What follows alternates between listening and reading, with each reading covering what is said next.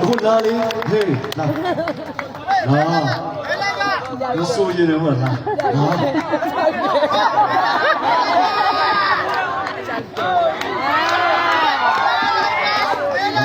လာပြောတော့ပြောခုမှလာရှက်တယ်လား